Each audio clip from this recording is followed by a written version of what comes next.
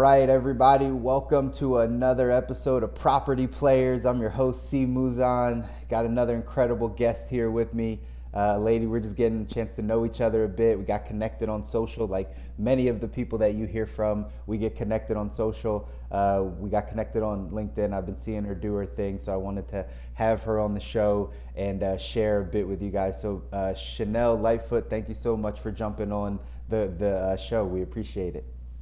For sure. Thank you for having me. I'm glad that we made it. I had a rough morning. That's right. Glad we made it. We made it happen. She's giving you a backstory just off camera. We're talking about the fact that like all the hiccups that happen when you have an appointment or something going. So like your power just went out, right? And all these things popping up in the morning. But either way, we make it happen, right? That's right. So we do. Cool, cool, cool. Well, we just like to jump straight in here. So start, Shanell, just give me a little bit of backstory, like the origin story, kind of where you came from, how you got to this place in your career. I know that you went to school in Tennessee, but give the people a little bit of background on you. Sure. So I went to college in Nashville. We talked about that. But I went to Tennessee State University, which is an HBCU. I've always been interested in sales. My degrees in hospitality and tourism management. My first job was actually at Disney, and that's kind of where I learned to sell with storytelling, because we know that's what Disney does. They sell with stories. So I was selling at a couple companies for a few years and just decided, you know what, I think I'm at a place where I'm ready to buy a house. My husband and I, we were making good income. It was just that time in our life to say, let's buy a house. And so we were living in St. Louis. We were not originally from there, and we had no idea who was a good real estate agent. We didn't know how to meet an agent. We were first-time buyers. We had no idea what we were doing. So we went to a few open houses on a couple of Sundays, and I just told my husband, I was like, this lady seems nice. Let's ask her if she wants to be our realtor. And she said yes. So we started the journey, and I mean, I was just like, this is like easy. Like, she's not really doing anything, and I just feel like this is just an easy, job or whatever. So we end up, getting to the closing table, closing, and 2 weeks into living in this house, everything went to hell. I mean, like, the HVAC went out, the pipes were like banging on the wall, all this. I mean, there was like a hole that we found under the dishwasher. There was like mice coming in from outside. I was just like, what has happened? Like, what? We didn't have a home inspection. She didn't tell us to get a home inspection. We didn't know anything. So that, for me as a salesperson, infuriated me, but it also inspired me to get a real estate license. I said to myself, if this, and I called her a bad name, I won't repeat it. If this person can make, 10 grand off of us and do bare minimum, what can I do as somebody who's already successful in sales do for people? What can I bring to people to, help them start their lives in the best way possible with peace of mind? So I got my real estate license. Yeah. And this was maybe 6 or 7 years ago. I got the real estate license and wanted to come from a place of storytelling when I was creating my niche of who I wanted to work with. So that's essentially how I got started. Over the years, I've obviously had lots of clients, lots of experience, and decided the past 2 years to get my broker's license. So now not only am I a realtor, but I own the brokerage that I work for. And that's kind of how I got started. There you go. Wow. And your story is so important and it's powerful because, again, and a lot of people listening, they might either just be thinking about getting into real estate. They might have come across that horrible agent, right? That doesn't actually help them or provide what they need. So just hearing your story is powerful anyway. and letting people know that it doesn't matter kind of where you start, but there's always going to be something that gets you going in the industry. So that's just good to know. Now, take me back, college, hospitality and travel tourism. Why did you think that was the way to go? Was that just something that you had grown up thinking, or why hospitality? No, I came from a place of my parents didn't go to college, neither one of them. But I was around a lot of people. I had lots of friends who did come from a little bit more money, and their families went to college. It was just something that was supposed to happen. And so that was going to happen for me too. I saw myself, I'm smarter than these people. I can go to college. I don't know how I'm going to get there. I don't know what I'm going to study, but I'm going to college. So luckily, I had a counselor my junior year in high school. I'm from a town where it's mostly Caucasian people, but the counselor that I had at school was a Black woman. Huh. And she had all these pennants up in her office. And I would go in and, I'm sitting waiting for her and I'm looking around. I see all these pennants and I'm like, I've never even heard of these schools. Like, what is this? Yeah. I'm from Illinois, so I'm used to U of I, Illinois State, or UIC, or, even like Big Ten schools, because a lot of my friends went to University of Iowa and stuff like that. So the pennants were FAMU, TSU, Hampton, Howard. And I'm just like, what is this? And when I asked that, she was just like, what? She was like, you don't know what these schools, and I was like, I've never heard of any of these places in my life. And she was like, whoa, wait a minute, like, let's take a step back. So she educated me. I went on some tours, college tours, and ended up at Tennessee State. While I was in school, in high school, I did a couple serving jobs and did some things that were hospitality related. And because, again, coming from a place of I don't know jack about jack, there was a hospitality table. I said, okay, this sounds like something I can do, and I just chose it. But while I was involved in it, it actually turned out to be who I was. So I really say she was a blessing in disguise. Seeing that table was a blessing in disguise, and that's what I ended up doing. Yeah. I'm right there with you. Like a lot of people, I mean, we're just getting to know each other, but like that's my background too. Actually, I have an associate's in culinary arts and a bachelor's in food service management. Like I went to school to be in the hospitality space and to be a chef and a restaurateur, and I did that, right? I worked in the industry. Started line cook, prep cook, right? Just kind of working my way through. Then I realized I was kind of personable. I didn't know that this is what I wanted to do either, right? I saw my mom cooking in the kitchen when I was younger, and I was like, oh, I think I could cook. I think I could take care of people. That makes sense.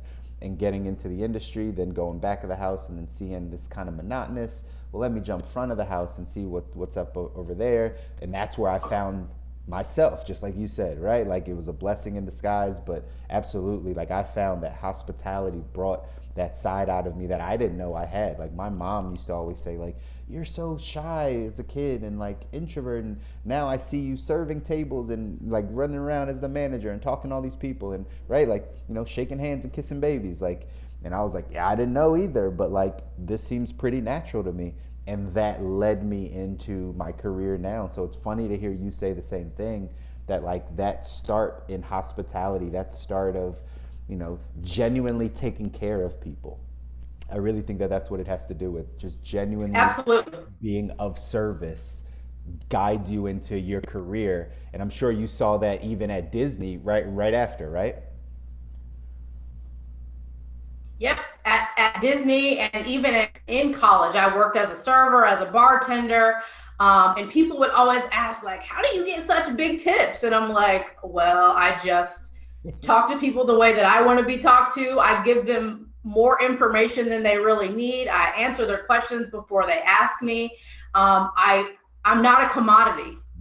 People don't see me as a commodity, so they're willing to pay for the value that I provide to their lives. I mean, I would have people, even at Disney, I would have people, they want to work with me specifically, like they're calling for me. When I was a restaurant server, they wanted to sit in my sec, where's Shanell at, but that has helped me transition into being a good real estate agent. People call me, you probably know this, most agents sit and make phone calls all day. Mm-hmm. I don't do that. First of all, I'm not doing that because Right. that's just going for like conversion, going for the kill. Like they don't know me from Adam, and there's probably 30 other people, contacting them about selling their house. I start at the beginning and I share my origin story, and I, prime them for what it's going to be like to work with me and give them content or information that they may not even know that they needed, and then they choose me. Right. And it, simplifies everything and allows me to live the life that I want to live. Like right now, COVID, my husband and I decided to homeschool our kids, not like online school through the school system, like literally pull them out and homeschool. So in addition to running this firm, I'm homeschooling. I've got 2 sons and a husband. They expect dinner every night. Like I still gotta be mama. Right. I gotta be babe, but setting my business up in that way, starting with being, contributory to people, it allows me to live the way that I want to live, and I don't feel like I'm in that rat race, Absolutely. So Absolutely. And there's so many ways I can take this because you hit on some things that I preach on a bunch. One, I preach on the transition out of hospitality to any other industry, right? We all know, right? In 2020, hospitality, travel, hotel, all that stuff just went to nothing, right? Like just yeah. nothing's happening in that industry. And what I'd come across a lot of people that's all they knew, right? You know this, right? You have lifetime servers and lifetime bartenders and people that just naturally are in the industry for a long period of time. They bounce out, they go do their thing, they kind of come back. It's just what they know. And then they got to this place last year where they're just stuck. And I used to tell them, and I still do tell them all the time, like, you don't understand the amount of transferable skills that you now have just by working in this restaurant, just by working in this hotel. You have so many skills that will translate and transfer into brand new industries, one of them being real estate, one of them being financial services, right? Anything that deals with a customer or a client, you have that ability more so than someone that comes from IT or someone that comes from a desk job or something like that. And you're just, again, you're reinforcing this, that is a foundational part to why you now can have a referral business where you don't have to constantly reach out. It's because you take care of people, because you put people first. So now all of a sudden you thinking about them, they start thinking about you when it comes time to buy their home, sell their home, do anything like that. So again, that's just a message for everyone that's out there listening that is in an industry, specifically hospitality and things where you're serving people, that you don't think you can transition. Shanell's just another story and another example of how your skill set will transition well into something different, whether that be real estate or, like I said, financial services or anything. Tell me about your experience at Disney, from Disney to real estate. Like, what was that transition like? Why did you leave? What were you thinking at the time? I left Disney and actually went to another sales job, and it was really just because my husband, my now husband, was in St. Louis, and you can't work for Disney in the role that I was in and live in St. Louis. So I had to leave just because of that. But I just went into another sales role and was, doing the same exact thing. I transferred my skills from one place to the next. Yeah. And then, like I said, I had that experience. That's right. And so I was just like, yeah, I could probably make way more money for myself, as a realtor than I can, getting these little bonuses that were nothing. And I'm like, how much money I brought in here? You're going to give me $100? What am I going to do with that? what was the biggest thing you learned in your sales days? Because you said you're kind of naturally, you learn naturally you're a saleswoman. But like, what did you learn? What was your experience like in sales? Was it hard in the beginning to understand sales? Was it natural right away?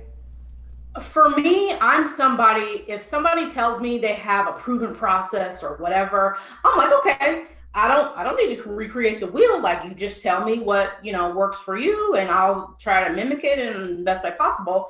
And I found that in real estate, that's really what everybody does, is they just essentially rip off and repeat.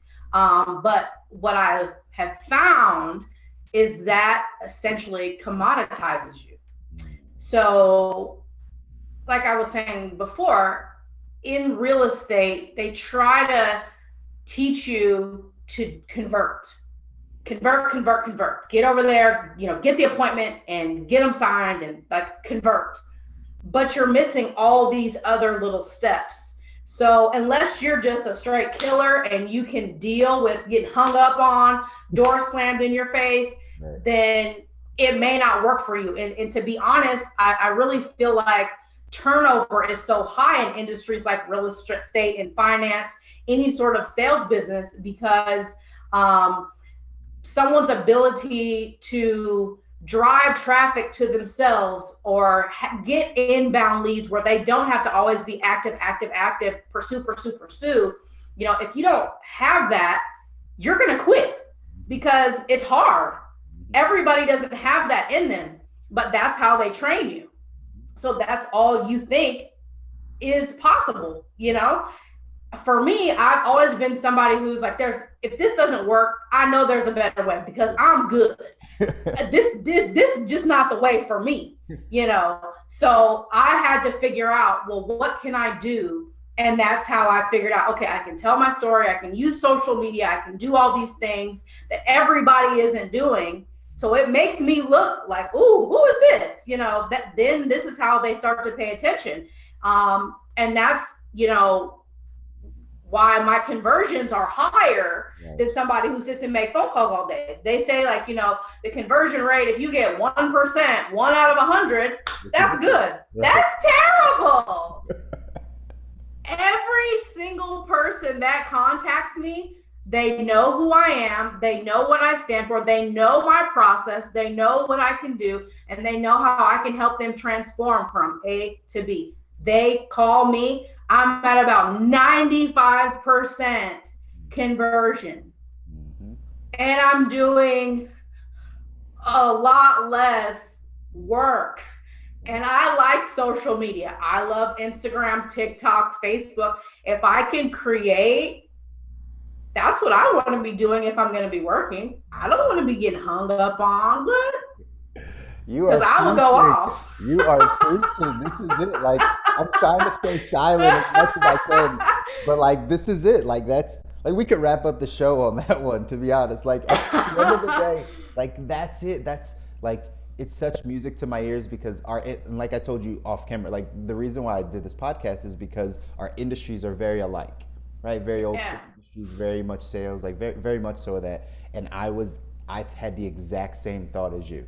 I remember coming into financial services and pounding the phone, smile and dial, right? Smile and dial. Okay, got it. If you're gonna teach me how to do this, okay, that's how we make this work. Great, I'll do it. 50 calls a day, 75 calls a day, just making it happen. And I remember sitting with my broker, I'm a year and a half in, and I'm like, what happens when people stop answering the phone? Like, I don't answer the phone. So what happens, like, am I gonna make like 300 calls? Is like, my percentage is gonna go down? Like what's gonna happen? And he was like, people will always answer the phone. This is always the way it's gonna be. And I was like, from that moment, I was like, nah, I don't think so. Because just like you said, I was like, I know I'm good. And like, my numbers are not showing that, and I'm doing the work. So I know there's gotta be a better way. I know that there has to be something that we're not paying attention to. And I did the exact same thing as you. I started going down this whole social media marketing journey. What I realized, and this was the thesis that really set me free, was that I was learning sales, but business is sales and marketing.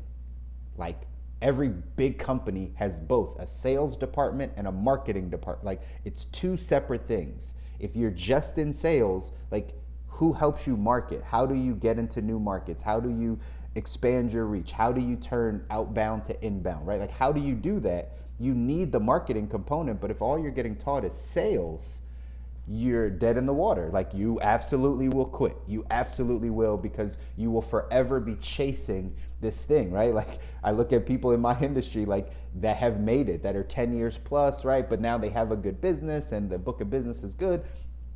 And they wouldn't prospect a day in their life now because they had to prospect so much running through this brick wall that by the time they got through that brick wall, their head is bleeding and they're like, I don't want to do this anymore. But their business is built.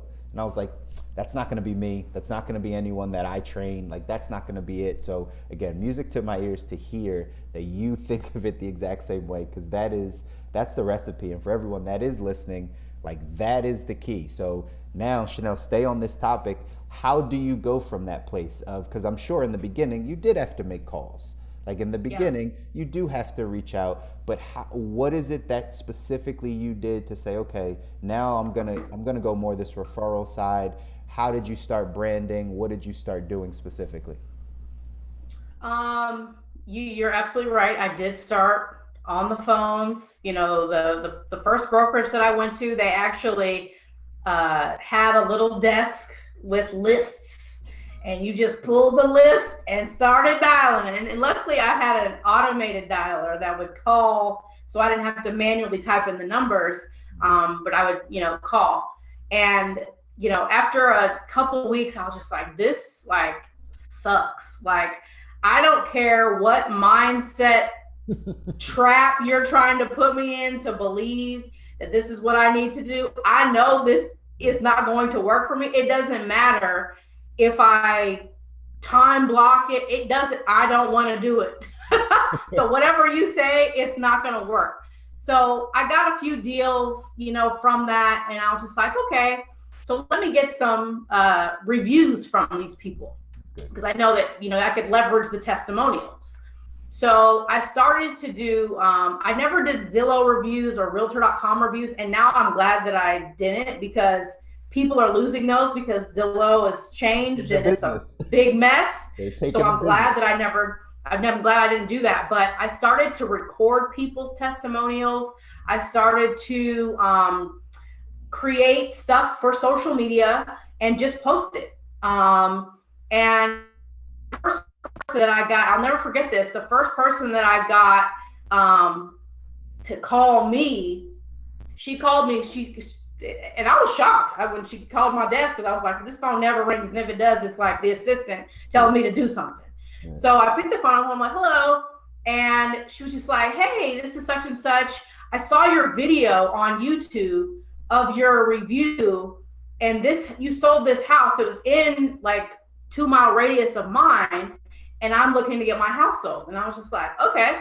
I didn't even know what to say or do, because it had never happened. Right. And so I ended up listing her house in a couple days. She told me she didn't contact anybody else. She knew that I was for her. And I sold the house in 5 days and leveraged that, turned it into something else.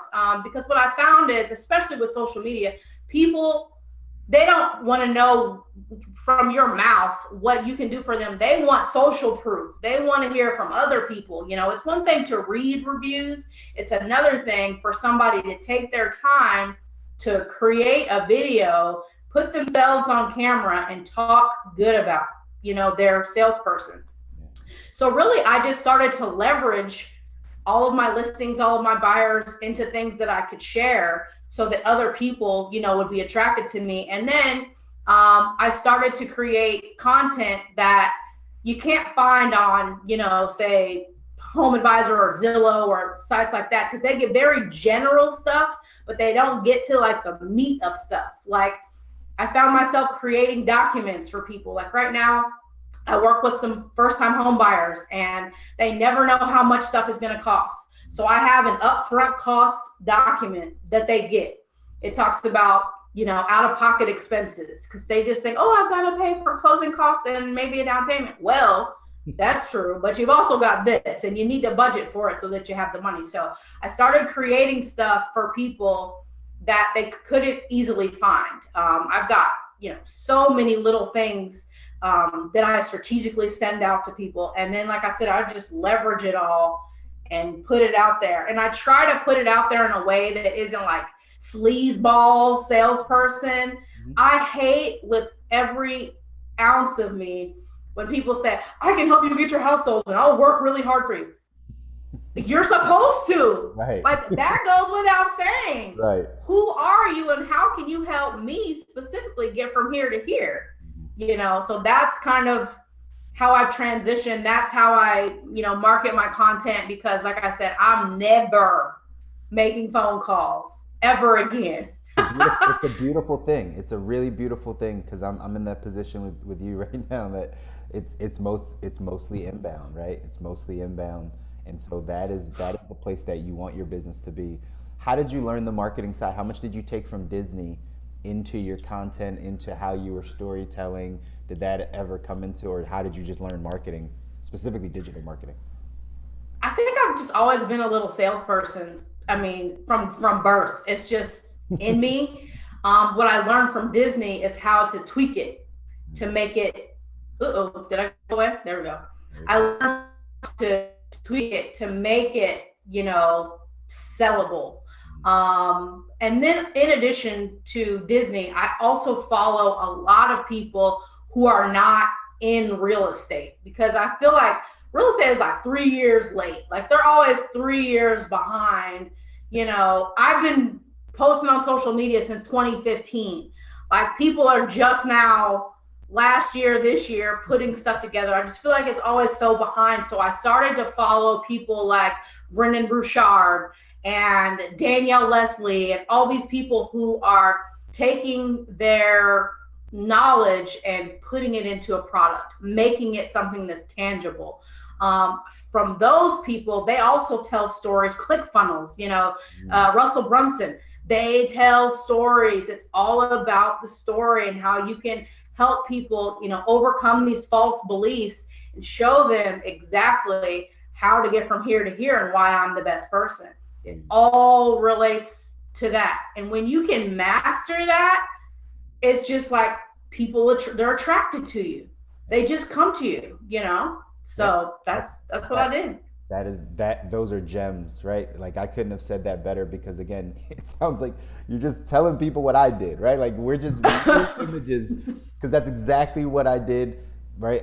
We've probably been in the industry similar amounts of time. Like I've been in financial services for about 8 years. So it was right around about 2015-ish for myself that I landed on Gary Vee. And Gary Vee, Yeah. in the marketing space, like he opened my eyes to like what marketing is, and he was one of the first people that I heard that was like, the cell phone, the phone is dead, and like we're moving to these 9 platforms, the Facebook, Instagram, Snapchat, Twitters, all that. And I was like, that makes sense. Like absolutely, like that's where I spend my time. But yet we go to work and we do what like the machine told us to do. And I was like, this doesn't make sense. So that opened my eyes and I went right down that path of just learning marketing and understanding how to really market. My sales numbers took a dive, right? Because I'm now focused on this side, but I knew that this side would lead me back to sales because I was now branding myself. I now had a message. I now had a story. People would get to know who I was, who my wife was, right? What we do in business. I'm a believer that transparency earns trust, right? So the more that you're transparent, the more that you talk, the more that, on social, and this, someone's always watching. Someone's always watching, someone's always listening. So the more transparent you are, the more open you are about who you are and what your process are, the more people start to get attracted to you. And then they have that trust. And then they do. That's true. That's true. And what I've learned from Gary Vee, he's got a book called Jab, Jab, Jab, Right Hook. Love it. That's how my marketing is. Yep. I just did a rebrand and started to use Reels on Instagram, and I play a little bit in TikTok, but I feel like most of my clients, people that I work with, are on Instagram and LinkedIn. Yeah. So I started to use the Reels, and like you said, people are watching you. They may not comment, they may not like, they may not DM you, but what I've noticed from doing these Reels for maybe 8 days, my very first one, it's got over 1,000 views. Crazy. It has like 15 comments, but there's 1,000 views. The next, I made one yesterday. It's already at like 750. Yeah. So people are watching. They may not be ready to, call you, but they're watching you. You're creating that awareness. You're creating consideration so that they will eventually get to that space where they're like, I know her, I feel like I know her, I like her, I'm starting to trust her. Once I do trust her, I'll do exactly what she's telling me. I jab, jab, jab, and then I have the audacity to ask you to call me, to watch my master class, to do all these things. And you may not be ready today, but you know I'm going to ask you for it. So all those people that are watching, they'll eventually convert. Gems. That's it. That is the formula. It's the formula. I'm also a fan of jab, jab, jab, right hook, but that is the formula. I've told this to a ton of people in real estate, a ton of people in financial services. I always say, listen, at the end of the day, your job is to just be the person that's in their mind when they're ready to buy. That's it, right? Like, it's not your job to sell them right now. Your job is to, when they're thinking about buying a home, selling a home, investing in a property, who are they going to think about? Because we all know someone in real estate, right? We all know an agent, we all know someone, but the question is, when I'm ready to buy or do my action, my transaction, who am I thinking about at that moment? Is it the last person I saw on Instagram? Is it my best friend that I know is in real estate, but I don't see them doing anything, or they're not selling homes? Like, who do we think about? And that's the space you have to take up with your branding, is that space in people's mind when they're ready to purchase. So, and when you do it correctly, I keep going back to agents are a commodity. When you do it correctly, people don't see you as a commodity. And when they don't see you as a commodity, they don't ask you, you know, hey, can you cut your commission? No, you don't have to have that conversation, because they see the value that you can bring them. You've shown them, not just by saying, I can work hard for you.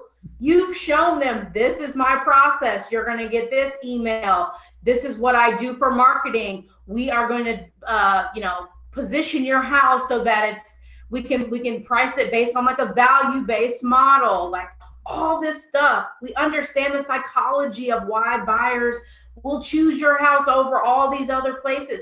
You do? Yes. Okay. Then they want to pay. It's just like, you go buy a David Yurman bracelet that costs $4,000 because you know the value that bracelet holds, versus someone going to K Jewelers. Not to say it's bad stuff, but people know David Yurman. People don't know K Jeweler when they see it. You know what I'm saying? So it's like the value, the status is there, and that's what people are willing to pay for. So by doing things like that, you are no longer a commodity. You don't compete. I'm not in competition with any other real estate agent. I'm not in competition with Zillow. I don't care. I'm not in competition with Redfin. I don't care about those people. Exactly. I do me, and they come to me for me. That's it. Again, for the listeners, I hope you're paying attention to this. To anyone that is in the industry, that is in the process of getting in the industry, like, this is it. Obviously you're probably going to want to work for a broker like Shanell, because she'll tell you these things and explain that. Most brokers probably won't explain something like that to you, where, right, like, they'll just tell you to do the same old, and you'll get the same old results. Because they don't know. That's why. Exactly. It's because they don't know. They are following the model, and they try to use this mindset control thing, and they convince you, and you fall for it. And then when you're not falling for it anymore, you quit. Yep. If you don't want to get to that place, don't start there. Someone says, okay, go make phone calls, and say, okay, I'll make some phone calls, and start getting your stuff together. Because I promise you, I get people in my inbox every day. I'm thinking about getting my license. Can we talk? You make it look so easy. And I have the very first thing that I say to them, how are you going to get clients? And then it's crickets. Mm-hmm.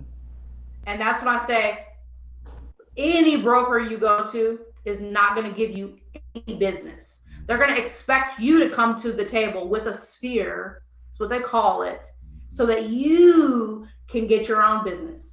Or they're going to recommend, make phone calls, go knock on doors, Eileen. to, partner with a lender, to do these home buyer seminars, all these things that are going to keep you out all night trying to get business. Mm-hmm. So if you don't want to do those things, this is where you need to start. But you also need to know, like you said, it's not going to be as rapid immediately. So if you have a job, keep your little job so that you can sustain. But you need to start here and build so that you get to a point of people contacting you versus you chasing them. Man, so mic drop. Mic drop right there. This is it. Like, this is everything I believe in. Like, this is it. And again, for everyone listening, like, this is it. This is it, guys. Like, they will teach you sales, but the game is marketing. They will teach you sales, but the game is marketing. The game is, how are you positioning yourself? How are you telling the story? How are you getting clients? Like, how do you not become a commodity? How does that happen? You have to come in with a plan. You have to understand that, I teach people social when they come into business with me, right? If anyone came into business in the financial services space, they want to be in the financial coaching, financial planning side, like, I'm going to start talking to them on day one about their social presence, right? And every time I start someone, it's like, listen, where are you at in your Facebook, your Instagram, your LinkedIn? Where are you? We need to start at least making sure we're cleaning up these profiles. Just at least clean them up, right? Just make sure that it's accurate information, the picture looks like you, that's fine. Then your next step is just to go to all these platforms and start listening.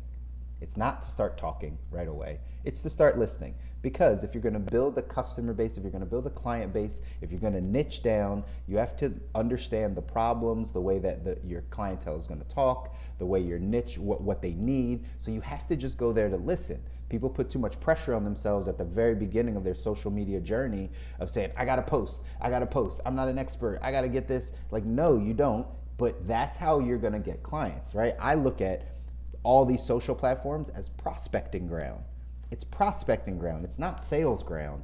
It's prospecting ground. So how do we prospect? We get around the people, we start listening, we start here, and then you'll hear problems.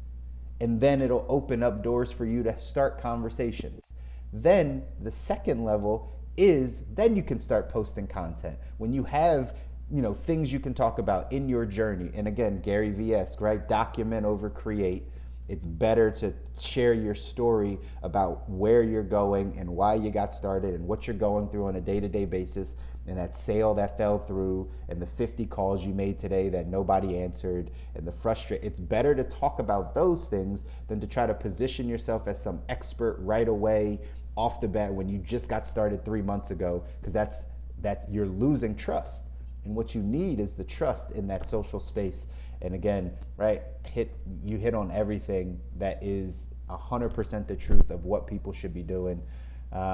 Transition, as we kind of wrap up a bit, transition, what caused you to open up the brokerage? Because now you have the marketing down. Now people are coming to you already. You're kind of getting that going. So why go from the agent to the broker?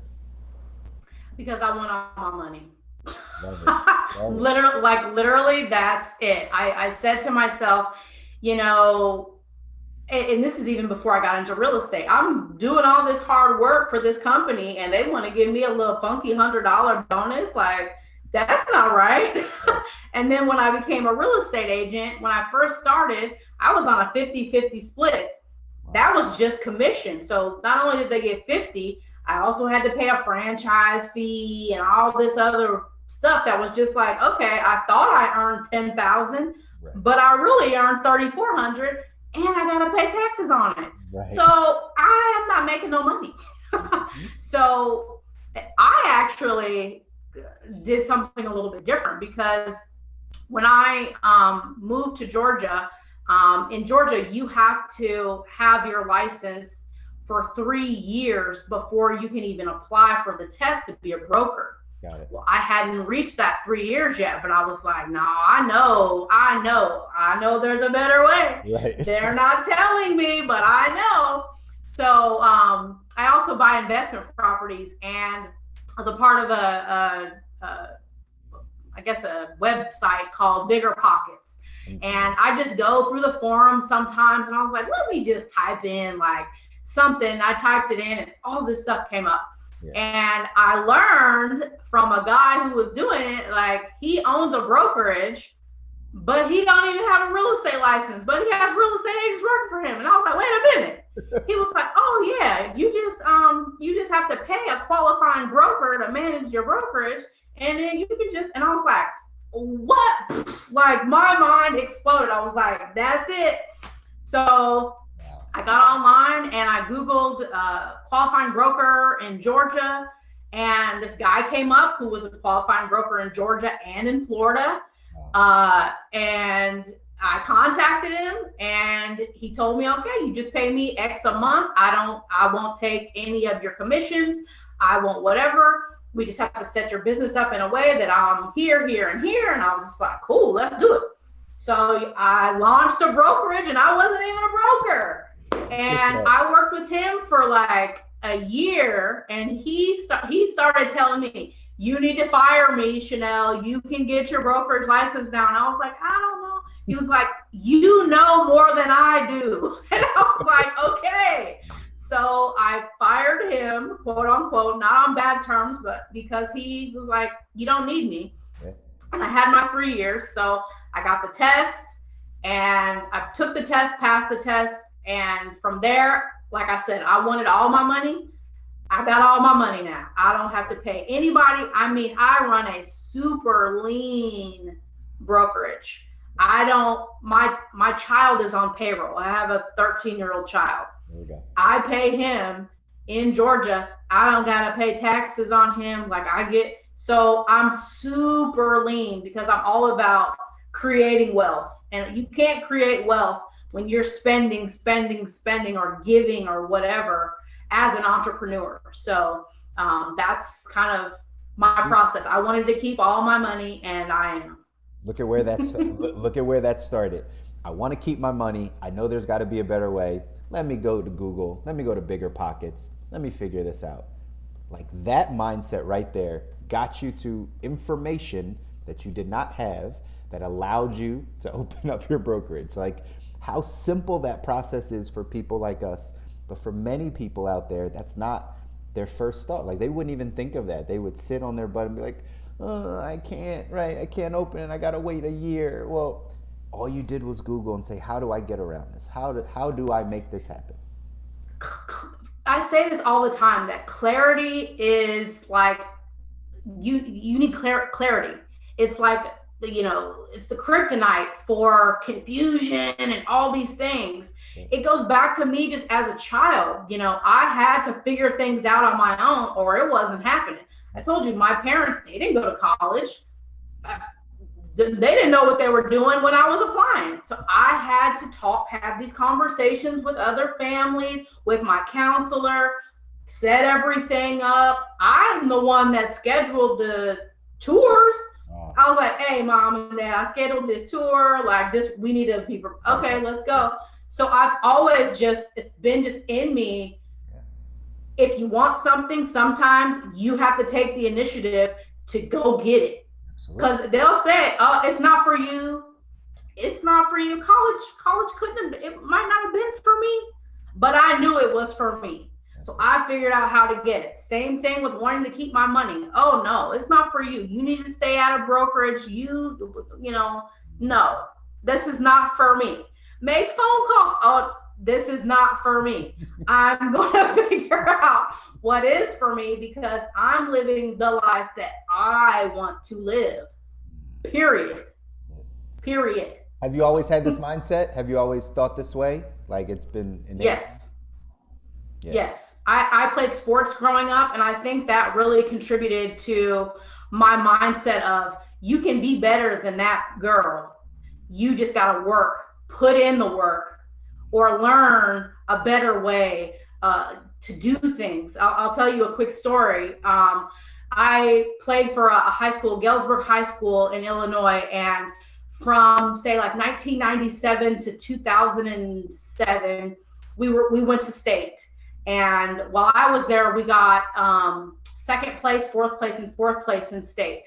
But we were never the biggest, the tallest, the strongest, and we are in a podunk town where we don't have all these facilities.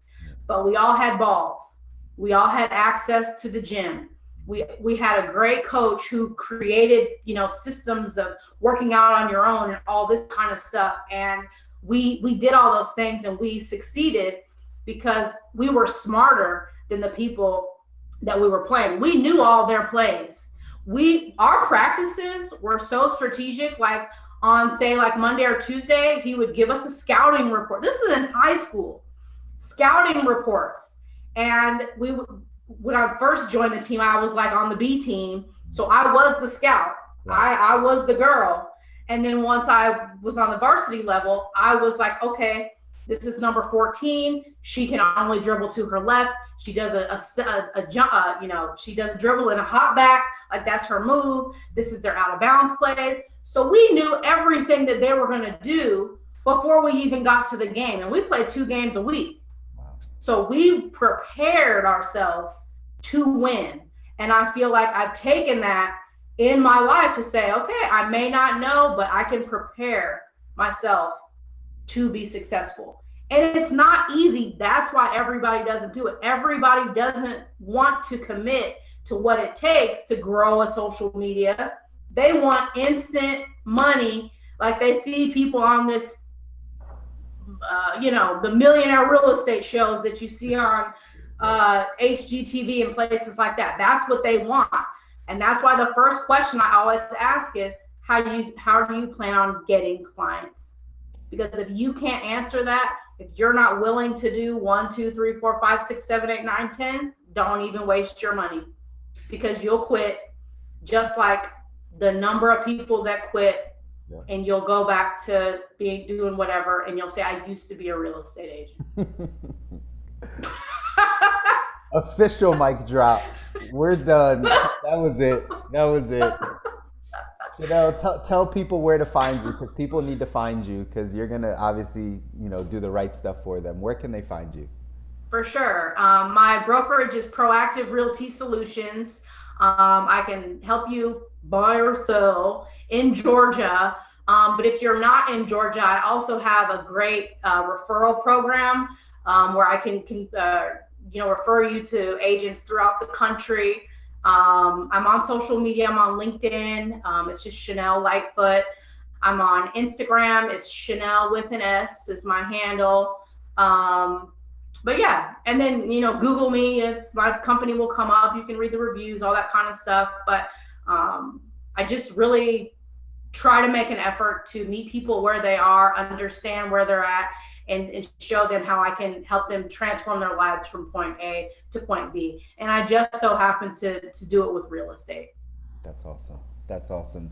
Everyone that's listening, you guys heard her. Reach out to her. She's going to help you down this process. Any of your real estate needs, she'll be able to help. Obviously, Shanell, you and I have to stay connected. We have such a similar background, such similar mindsets, right? That we're going to continue to grow together. I'd love to continue to work with you, or figure out how we can make this mutually beneficial, because you definitely are on the right track. You're definitely thinking about this thing the right way. And as the social continues to grow and change and evolve, and marketing does, right? It's just going to lead to more and more opportunities. So kudos to you. Thanks again for jumping on the show. We definitely appreciate it.